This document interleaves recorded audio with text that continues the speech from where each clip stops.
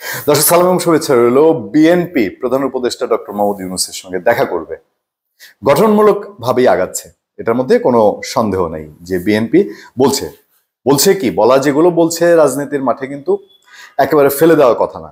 কখনো কখনো বলছে নির্বাচন নিয়ে টালবাহানা চলছে, সংস্কারের নামে নির্বাচন পেছানো হচ্ছে। বিএনপি কোনো স্থায়ী কমিটির নেতা, একদম নীতি নির্ধারী নেতা, তারা বলছে যে এই সংস্কার বন্ধ রাখেন। সরি, সংস্কার আপনাদের কাজ না, সংস্কার দরকার নেই, সংস্কার আমরা এসে করব। বিএনপি যখন এই সরকার যখন সংস্কারের যে কমিশন টমিশন বলছে, এগুলোতে বিএনপি পার্ট, কিন্তু বিএনপি নীতি নির্ধারকরা বলছে আমাদের তো 31 দফা আছে, ওইটাই সংস্কার।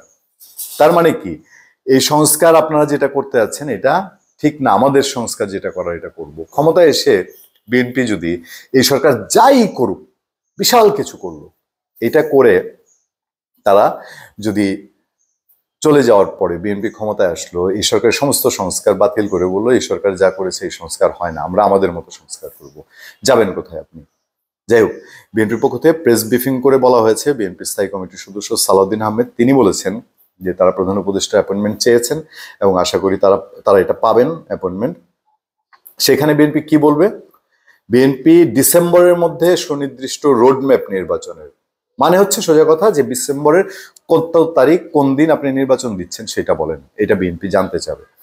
আর এটা যখন বিএনপি জানতে চাবে তখন প্রধান উপদেষ্টার কাছে উত্তর কি? প্রধান উপদেষ্টা তো একটা কথাই বলে যাচ্ছেন গত কিছুদিন ধরে, ওই যে স্বল্প সংস্কার না বেশি সংস্কার। তো প্রধান উপদেষ্টা তো পাল্টা প্রশ্ন করবেন, এখন আপনারা বলেন স্বল্প সংস্কার চান না লম্বা সংস্কার চান? সেটার উত্তর কি বিএনপি রেডি করে নিচ্ছে? নিশ্চয়ই রেডি করে নিচ্ছে। এইটা কি বলতে পারবে যে না এই সংস্কার এখন বাদ দেন, নির্বাচনটা আগে দেন? সবকিছুই কিন্তু ওই যে মুরগি আগে না ডিম আগে, বিষয়টা এখন এই জায়গায় চলে গেছে। এবং সব মিলিয়েই বিএনপি এখন মাঠে আন্দোলনের কথা বলছে, তারা আন্দোলন করবে। তো আন্দোলনে যদি বিএনপি যায় ফাইনালি কি হবে? ফাইনালি একটা অস্থিতিশীলতা, এ ধরনের পরিস্থিতি, সেটা হয়তো না, আমরাও সেটা আশা করি না। বিএনপি বর্তমান গভর্নমেন্টের সঙ্গে সরাসরি কোনো কনফ্লিক্টে যেতে চায় না, যাওয়ার মতন বাস্তবতাও নাই।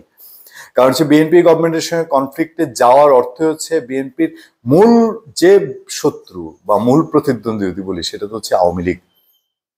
তো বাংলাদেশে তো আর চেহারা দেখে আওয়ামী লীগ বা আমরা তো শ্বেতাঙ্গ কৃষ্ণাঙ্গ ভাগাভাগি না, চেনা যায় না। তো ধরেন বড় বড় টপ যারা তারা তো চলে গেছে, ছোট ছোট যারা, এই ছোটরা তখন বিএনপির সঙ্গে মিশে যেতে পারে, এরকম একটা বিষয় আছে। যাই হোক, বিএনপি ডিসেম্বরের মধ্যে নির্বাচন চায়। এই নির্বাচন করতে গেলে আর 6টা মাস সময় আছে সামনে। 6টা মাসই তো, মে মাস চলে যাচ্ছে, সামনে জুন, বছরের অর্ধেক। তো এই সরকার যে এই যে সব ভবিষ্যতের জন্য বলতেছে, সামনে ভবিষ্যতে এই হবে, ভবিষ্যতে এই হবে না। এই যে ইসরায়েল নিয়ে যে গন্ডগোলটা হলো, তারা বলতেছে ভবিষ্যতে আর এটা হবে না, মানে ইসরায়েলের বিরুদ্ধে প্রতিবাদ করতে গিয়ে সারা দেশের 12 জেলায় যে লুটপাট হয়েছে এটা ভবিষ্যতে আর হবে না। আবার বলে ভবিষ্যতে এরকম হবে, কি হবে? বাংলাদেশে সমস্ত কিছু একটা সুশৃঙ্খল পর্যায়ে চলে আসবে, এরকম না কি হবে? দেখেন, প্রধান উপদেষ্টা বলেছেন যে বাংলাদেশে বিনিয়োগের এখন যে পরিবেশ, এটা সর্বোত্তম পরিবেশ, এর চেয়ে আর বেস্ট সিচুয়েশন কখনো ছিল না। তিনি যখন এই বিনিয়োগকারীদের, আন্তর্জাতিক বিনিয়োগকারীদের এই কথা বলছেন, তখন এই ইসরায়েলি দোকান ভাঙার নামে কতগুলো দোকান লুটপাট হচ্ছে, এটা কি সিগন্যাল গেছে বিনিয়োগকারীদের কাছে? বাংলাদেশের রাজনৈতিক অস্থিতিশীলতার কারণে দশকের পর দশক ধরে ইন্টারন্যাশনাল কোম্পানিগুলো বিনিয়োগ করে না। তো সবাই বলছে যে একটা নির্বাচিত সরকার ছাড়া এই সিচুয়েশন ট্যাকেল দেওয়া কোনোভাবে সম্ভব না। এখন বিএনপি কি আদতে প্রধান উপদেষ্টার সঙ্গে দেখা করে এইবার নির্বাচনের সুনির্দিষ্ট তারিখটা আদায় করতে পারবে?